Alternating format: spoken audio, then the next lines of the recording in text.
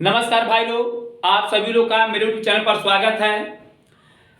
मैं खासकर ऐसे बच्चों को यह सूचना देना चाहता हूं कि जो इस समय अपने पढ़ाई से लापरवाही कर रहे हैं तो जान जाइए कि अपने भविष्य भी खिलवाड़ कर रहे हुए हैं। क्योंकि इस समय नौकरियां बहुत ज़बरदस्त हैं और बहुत सी भर्तियां आने वाली भी हैं। जो लगा रहेगा वह नौकरी लेकर बैठ जाएगा, नहीं तो आप इस तरह मजे लेते रह जाएंगे। इसलिए मेरा आप लोगों से निवेदन है कि सभी कक्षाएं अपने नियमित रूप से चल रही हैं। आपको कोई भी जानकारी लेना है तो आप इस नंबर पे संपर्क करिएगा 8574 037 600। अगर आप घर पे मजा लेंगे तो ये जान जाइएगा कि जिंदगी में सब कुछ दोबारा मिल सकता है, लेकिन समय एक ऐसी चीज है जो दोबारा आपको लाइफ में नहीं मिलेगा।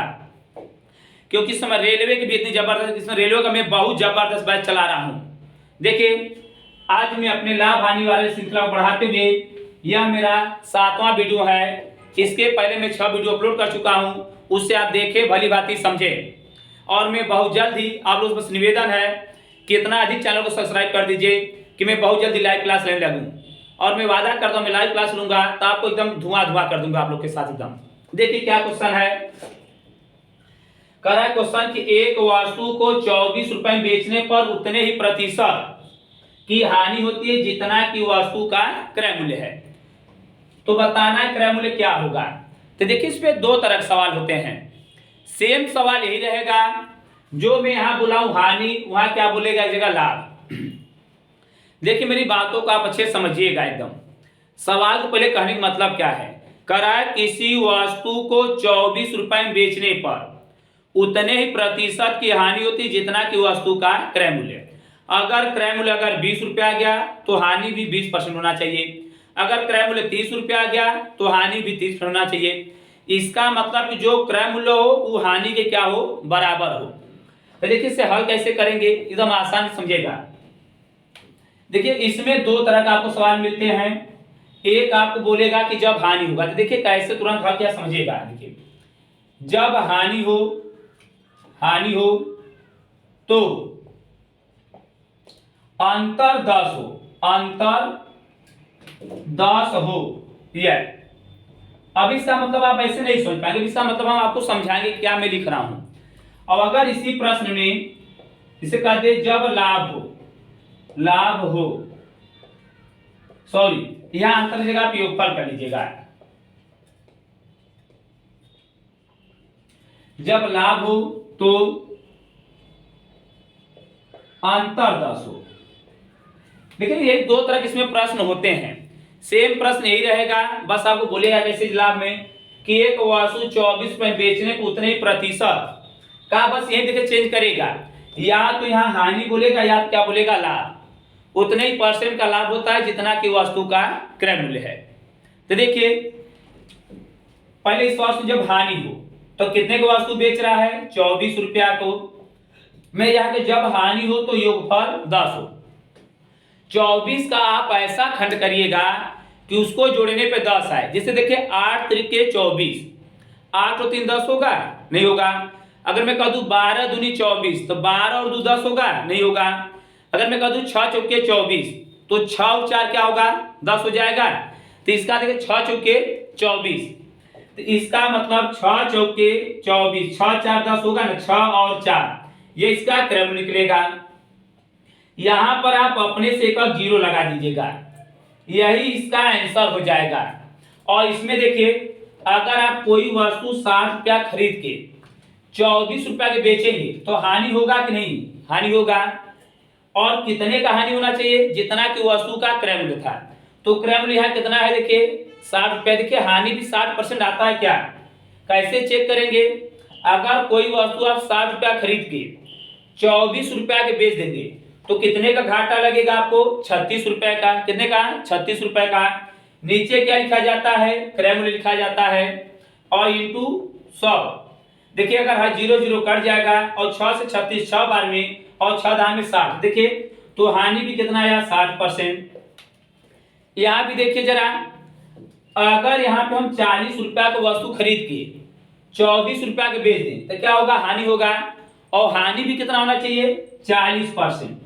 इसको भी चेक करिए, देखिए बात सही है। अगर 40 रुपया की वस्तु खरीद कर आप 24 रुपया के बेच देंगे तो कितने रुपए का हानि होगा? 16 रुपए का।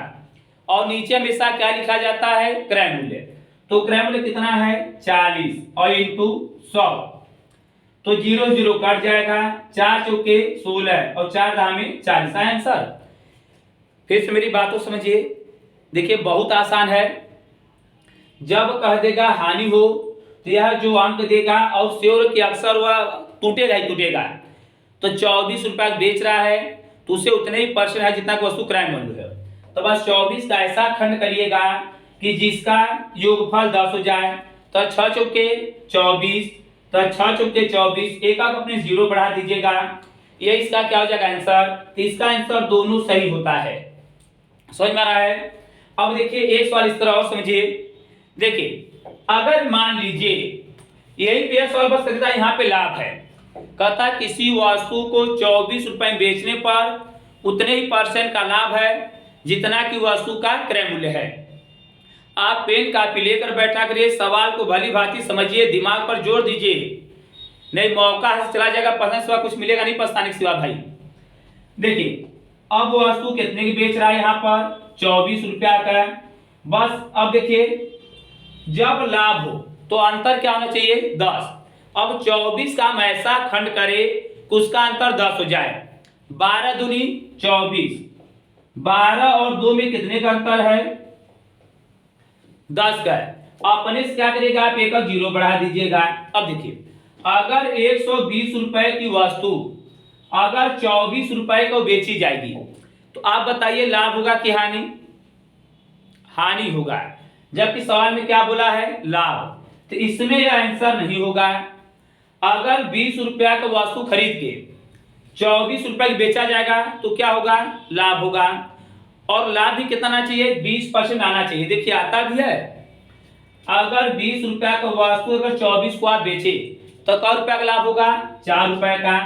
नीचे क्या लिखा जाता है? क्रय मूल्य और इंटू 100, तो क्या हो जाएगा आपका? 20 पंजे 100 और 5 चौके 20, देखिए आ गया 20% है। अब समझिएगा एक ही बार में, अब पूरा इतिहास नहीं छोड़िए, केवल मुद्दे की बात आइए। अगर ऐसे प्रश्न में बोला है उसे उतने ही परसेंट का लाभ होता है जितना कि वस्तु का क्रय मूल्य, उसे उतने ही परसेंट की हानि होती है जितना कि वस्तु का क्रय मूल्य। तो बस आप क्या करिएगा, अगर हानि होगा तो जो अंक दिया रहेगा उसका ऐसा खंड करिएगा कि योगफल 10 हो जाए। तो 6 चुके 24, एक 0 बढ़ा दीजिएगा, तो हानि वाले में आपका दोनों आंसर सही होगा। और जब लाभ बोलेगा तो उसका ऐसा खंड करिएगा कि अंतर 10 हो जाए, 12 दूनी 24 हो जाएगा आपका, और इसमें केवल जो छोटा वाला रहेगा वही आंसर हो जाएगा। क्लियर हुआ? अब मैं एक आध दो सवाल आपको समझाने के लिए देता हूं, देखिए कैसे आपको समझना है और कैसे आपको बताना है। मैं आपको कुछ बुक का सवाल आपको दे रहा हूं, बस आप यही याद रखिएगा कि अगर लाभ होगा तो अंतर 10 होना चाहिए, और अगर हानि हो तो योगफल 10 हो। हानि वाले में दोनों आंसर सही होगा और लाभ वाले में छोटा वाला आंसर सही होगा। देखिए क्वेश्चन ऐसे दिया है, मैं पहले ऑप्शन ही लिख दे रहा हूं। देखिए ऑप्शन दिया है 70, 60 और 90, 110, यह ऑप्शन दिया है। अब सवाल सुनिए अच्छे से, क्या सवाल है? कराए एक वस्तु को 96 रुपए में बेचने पर, कितने रुपए में बेच रहा है भाई? 96 रुपए में बेचने पर। कराए एक वस्तु को 96 रुपए में बेचने पर उतने ही प्रतिशत का लाभ होता है। बस अब लाभ होता है कि जितना वस्तु का क्रय मूल्य है। तो हम बताएं कि जब लाभ होगा तो उसका ऐसा खंड करेंगे कि अंतर 10 हो। तो देखिए 96 का ऐसा खंड करिए कि अंतर 10 हो जाए। 16 छक्का 96, 16 छक्का 96, तो यहाँ हो जाएगा 16 और 6, एक 0 आप अपने से बढ़ा सकते हैं, 1 0 यहाँ 1 0 यहाँ। तभी हम बताएं कि लाभ वाले में केवल छोटा वाला आंसर सही होगा, बड़ा वाला नहीं। तो इसका आंसर क्या हो जाएगा? 60। क्लियर हुआ?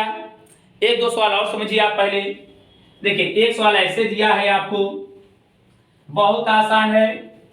देखिए एक सवाल आपको ऐसे दिया है, देखिए पहले उसका ऑप्शन देख लीजिए। ऑप्शन दिया है आपको 21 या 100 रुपए, ये पहला ऑप्शन दिया 21 या 100।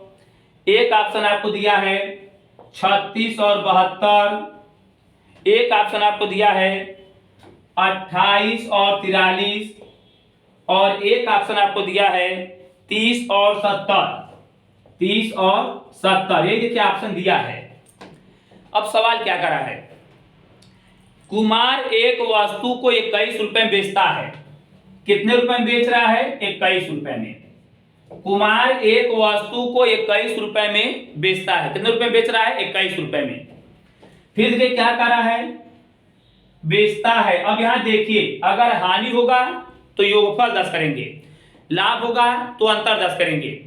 21 रुपए में बेचता है तो देखिए फिर क्या करा, उसे उतने ही परसेंट की हानि होती जितना कि वस्तु का क्रय मूल्य है। अगर हानि बोलेगा तो हम बताएंगे, और देखिए चीज हम बताएं, आपको ऐसा अंक देगा ही ना कि अंतर 10 या योग 10। बताइए 21 है, इस पर योगफल नियम काम करेगा कि अंतर का? आप अपने समझिए, बस 7 त्रिक क्या होगा? 21। तो 7 और 3 एक अब 0 बढ़ा दीजिएगा, 23 का आंसर हो जाएगा। इसका आंसर क्या हो जाएगा? यह समझ में आया? बस मेरा आप लोगों से यही गुजारिश है, आप वीडियो को एकदम शिद्दत से देखिए, मैं आपको सिखाने की गारंटी देता हूं। बहुत बहुत धन्यवाद वीडियो पूरा देखने के लिए। बस आप उससे जुड़े रहिए। अगर वीडियो के समाप्ति में बार बार आपसे निवेदन करता हूं, मेरे वीडियो में कोई कमी हो तो उसे जरूर बताएं, अच्छाई को नहीं बताएंगे चलेगा। धन्यवाद भाई।